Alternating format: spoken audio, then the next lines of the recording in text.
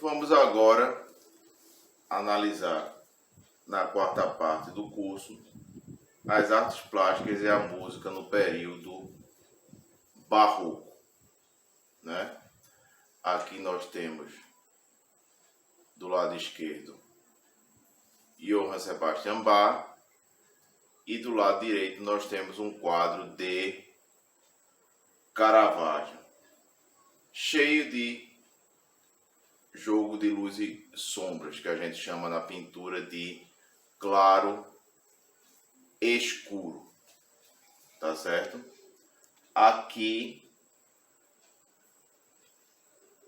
do lado direito do quadro nós temos a cabeça de João Batista, no caso primo de Jesus Cristo. Seria então uma naturalização, certo? Ou uma humanização do sobrenatural. Temos também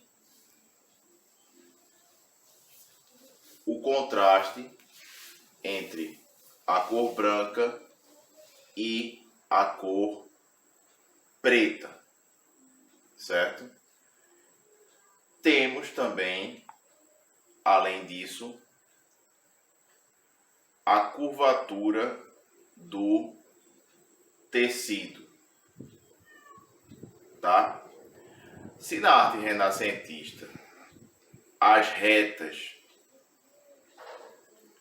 e as linhas retas eram comuns, no barroco a curvatura e a sinuosidade vai ser bastante comum, tá?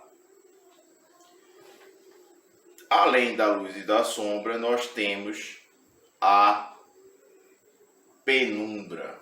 A penumbra é justamente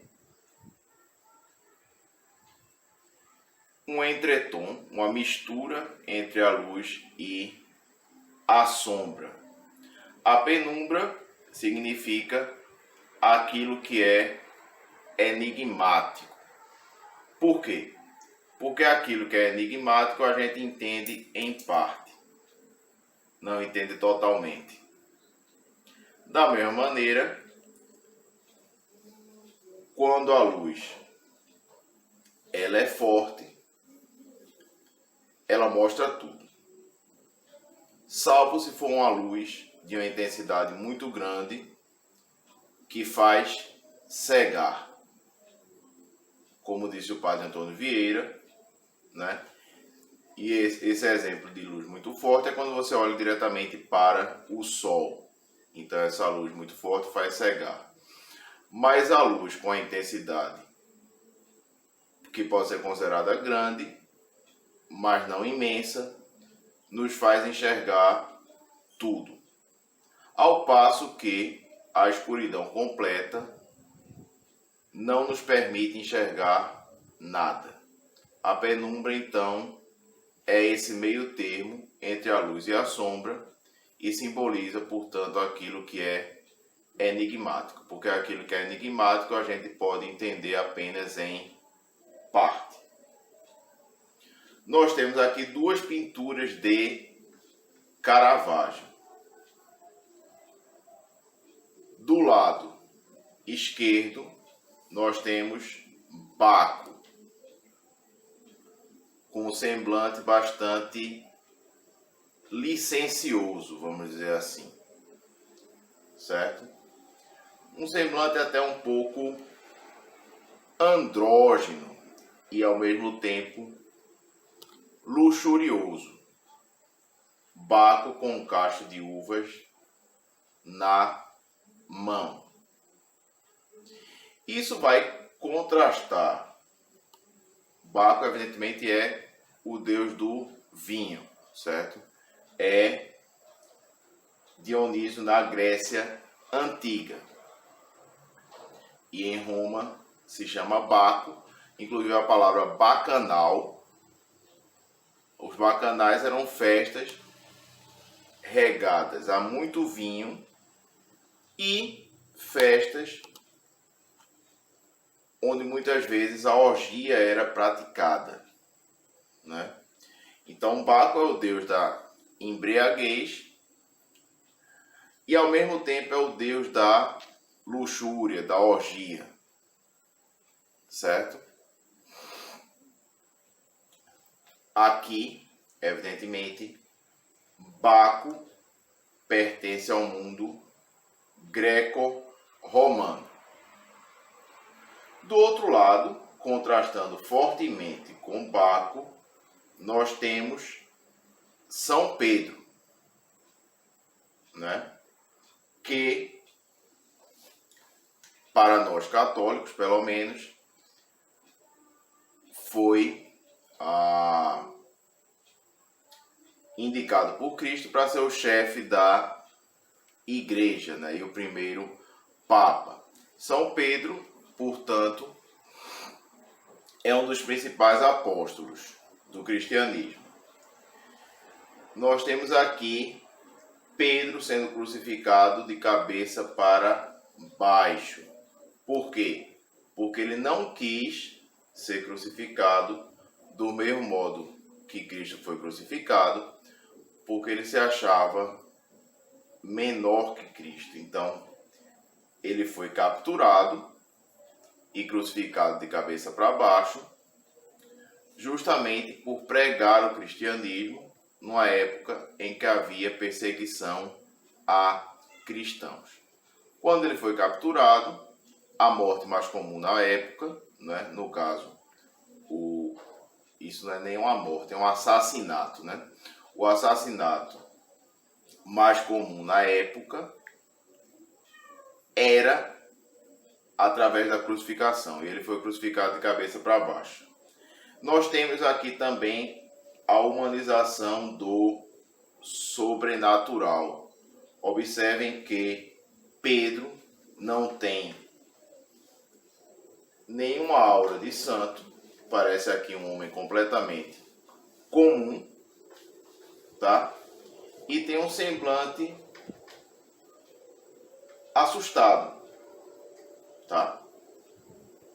Que é bem típico dessa humanização ou naturalização do sobrenatural.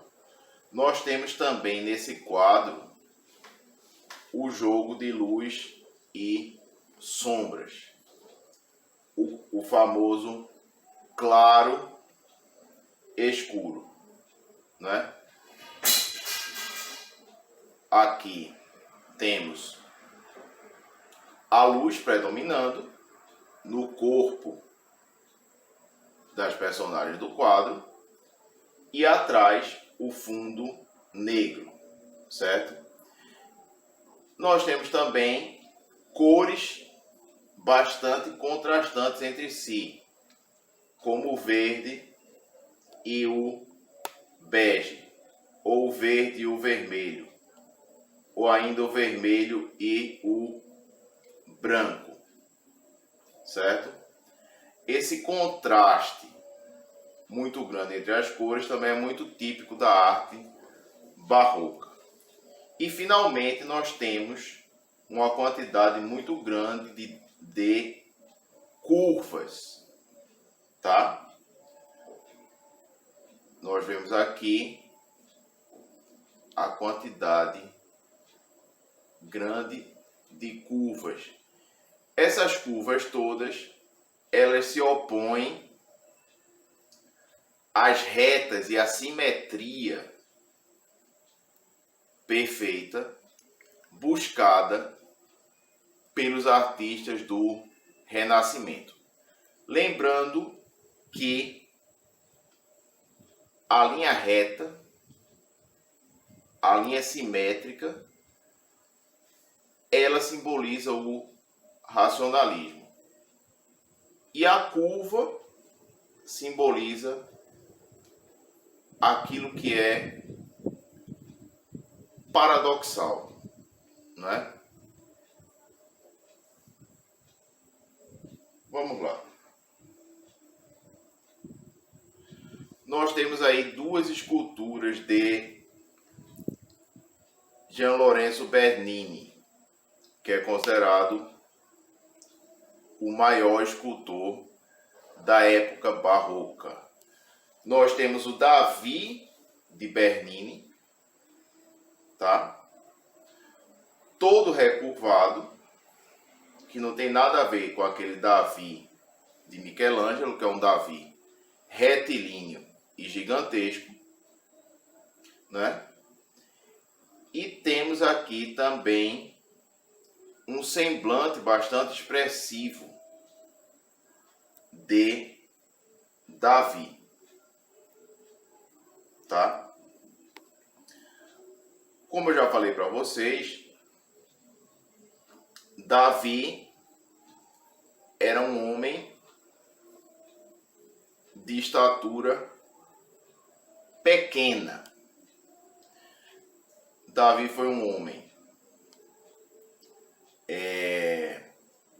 espiritualmente imenso, tá certo? Foi um santo, mas a estatura física dele era pequena. E aquele Davi de Michelangelo, portanto, apesar de ser uma escultura belíssima, ninguém vai duvidar da beleza do Davi de Michelangelo, não é muito verossímil. Não é muito verossímil porque ela mostra o corpo agigantado de Davi. E Davi não tinha um corpo agigantado. Ele tinha uma alma gigante, mas o corpo não era agigantado. Portanto, a escultura de Bernini, ela é mais fiel ao Davi real. Lembrando, claro, que Davi, ele escreveu a maior parte dos salmos. E existem muitos salmos de lamentação, né? Além dos salmos de lamentação, nós temos os salmos em que ele praticamente implora a intervenção divina. Temos também os salmos de louvação e de agradecimento, mas temos esses salmos de lamentação e de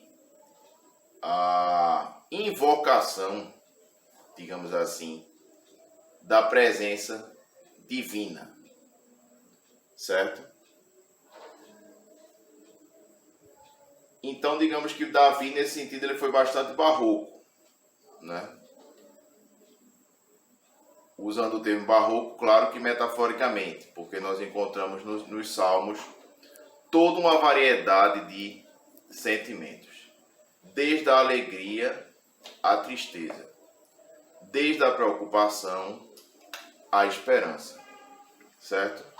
Do outro lado, nós temos o rapto de Perséfone, certo? No caso aqui, é um mito grego, tá? Nós temos uma curvatura bastante acentuada, tá? Uma curvatura muito acentuada.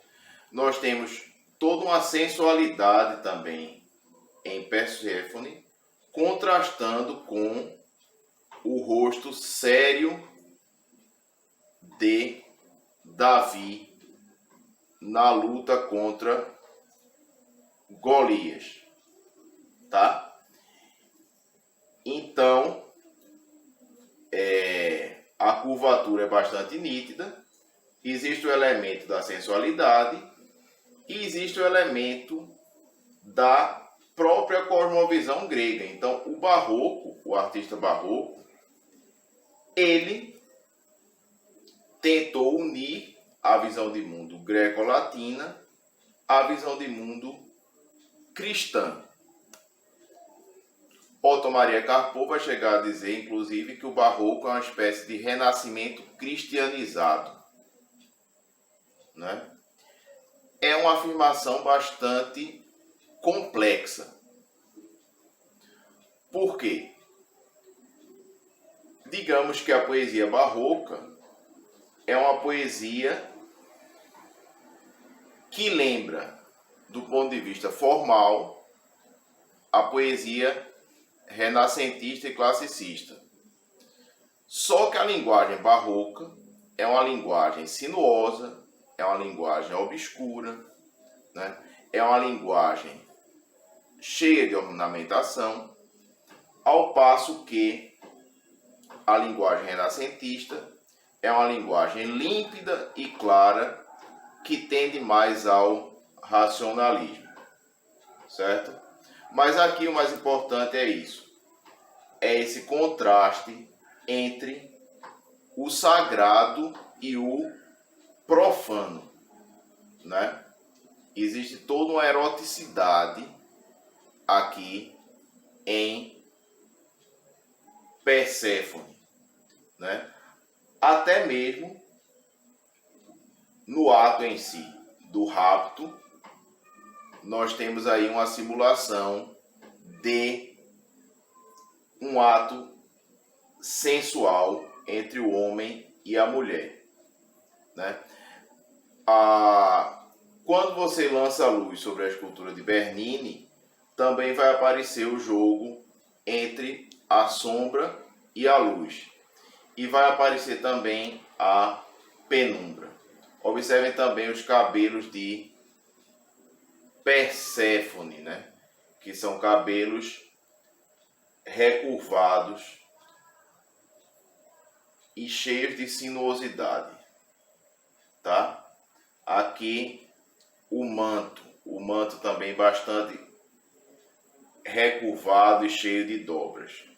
Então é fácil observar as características do barroco nessas duas esculturas, lembrando que uma escultura nos remete ao sagrado e a outra escultura nos remete àquilo que é profano. Uma escultura é judaico-cristã, vamos assim dizer, e a outra escultura é completamente pagã, certo? Temos agora aqui o nosso aleijadinho, Antônio Francisco Lisboa,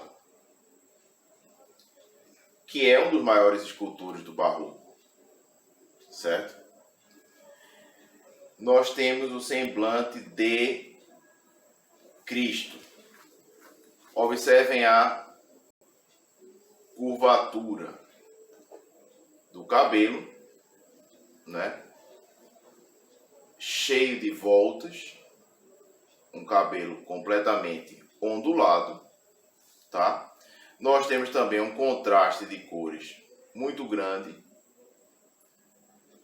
Aqui um quase branco com o verde, um quase branco com o vermelho, um vermelho claro e o próprio vermelho contrastando com o verde. Nós temos nesse quadro também o elemento da naturalização do sobrenatural, né? Ou humanização do sobrenatural. Por quê? Porque Cristo aparece com um semblante bastante expressivo. É interessante notar que na escultura renascentista, né, as estátuas, era muito mais difícil da gente enxergar a emoção nítida no semblante das estátuas renascentistas do que a gente enxergar essa expressividade forte, essa revelação dos sentimentos forte, vai existir com muito mais intensidade dentro do barroco. E aqui, o semblante de Cristo é um semblante de perplexidade e ao mesmo tempo de desolação. Fica muito claro que ele está perplexo, desolado e um pouco triste, né? Lembrando que para quem é cristão, no caso como eu sou, o Cristo seria o próprio Deus. E aí seria uma humanização máxima do sobrenatural. Tá certo? Vamos lá. Para a próxima escultura. A próxima escultura é de São Simeão Stock, também de Aleijadinho, o artista do barroco mineiro, que está na igreja de Nossa Senhora do Carmo, em Sabará, Minas Gerais. Certo? Nós temos o uso do dourado, que é uma cor muito presente no barroco e que simboliza aquilo que é luxuoso, certo? O dourado vai aparecer também nesses arabescos aqui do lado, tá? Temos o contraste de cores, né, entre o verde, o vermelho e o dourado. E nós temos um semblante muito expressivo em São Simeão Stock, que é um semblante de surpresa, certo? A expressividade no rosto da estátua barroca é uma expressividade muito nítida, muito grande, tá? É interessante notar também que esse tema é muito comum dentro da Contra-Reforma, que é o movimento da Igreja Católica que vai reagir, né? Vai reagir à Reforma Protestante. E aí nós temos uma imagem de um santo, coisa que seria impossível dentro de um universo protestante. Então a Contra-Reforma, ela também surgiu para ratificar aquilo que é muito típico dentro da Igreja Católica, como, por exemplo, as imagens dos santos, tá certo? No caso aí temos São Simeão Stock, tá?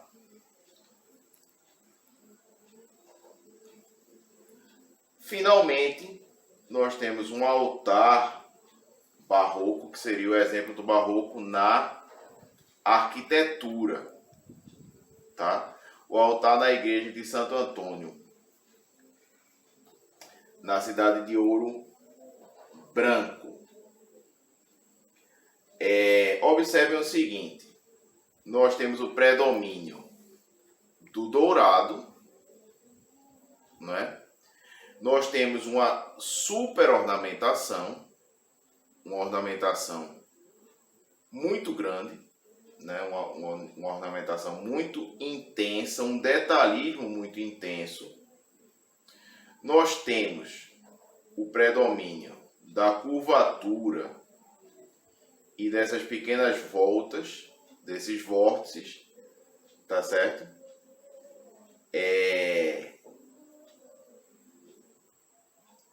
E nós não temos aquela, digamos assim, sobriedade da pintura, da arquitetura renascentista, em que predominavam as linhas retas e os tons que chamavam pouca atenção, né? O barroco, ele também é uma espécie de luxúria para os sentidos. Essa luxúria para os sentidos vai remeter o contemplador da obra de arte para aquilo que não pode ser explicado apenas pela razão, tá? Temos o contraste, né, entre o verde e o dourado, entre o vermelho e o dourado, o predomínio do detalhismo certo?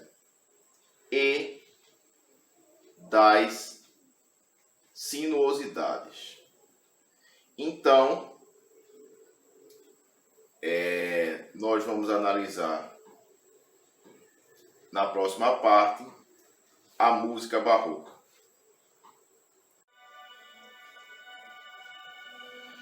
Bem, a música barroca, a música dentro do período barroco, ela é marcada por forte dramaticidade, tá certo? Por forte tensão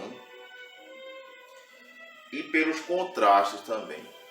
Só que se na pintura o contraste se dá através do contraste entre cores muito díspares, e na poesia o contraste se dá entre palavras, no caso será a antítese, o contraste entre palavras, dentro da música barroca o contraste se dá através de escalas musicais, que são grupos de notas.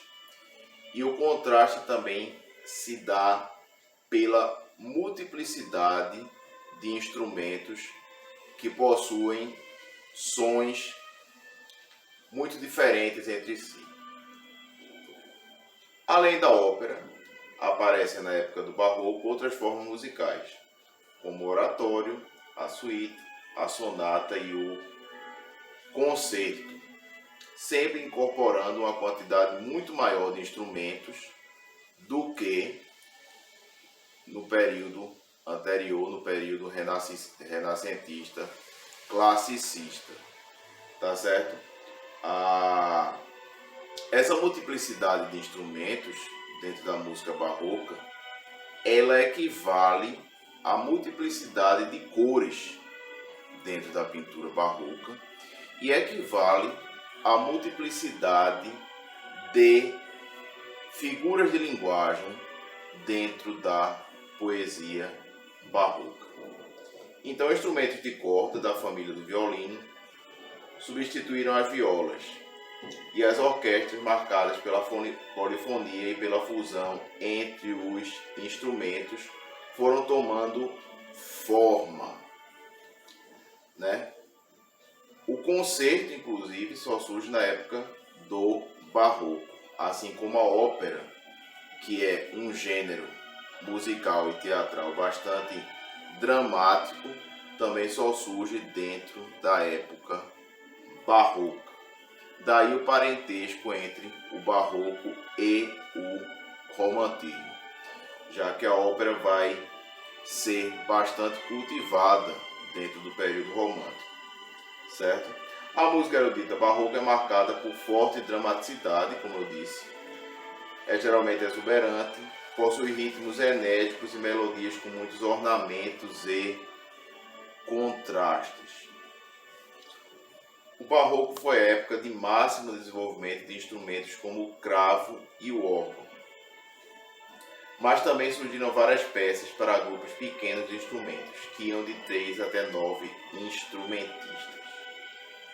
Nós temos aqui o principal representante do barroco, que é o alemão luterano Johann Sebastian Bach, que para muitos, ao lado de Mozart e Beethoven, é o maior compositor de todos os tempos, né? Na minha modesta opinião, ele é realmente o maior de todos. Ao fundo nós temos a área na corda Sol, certo? Que é uma das músicas mais conhecidas de Johann Sebastian Bach. E o elemento da dramaticidade é bastante perceptível, assim como a tensão. A tensão dessa música é construída pela oposição de linhas melódicas mais dramáticas e mais suaves. tá certo? Temos aqui alguns elementos da música barroca, como o contraponto. Na música, o contraponto é uma técnica usada na composição onde duas ou mais vozes melódicas são compostas, levando-se em conta simultaneamente o perfil melódico de cada uma delas, a qualidade intervalar e harmônica gerada pela sobreposição de duas ou mais melodias. Essa sobreposição de duas ou mais melodias equivale ao fusionismo das cores dentro da pintura, certo?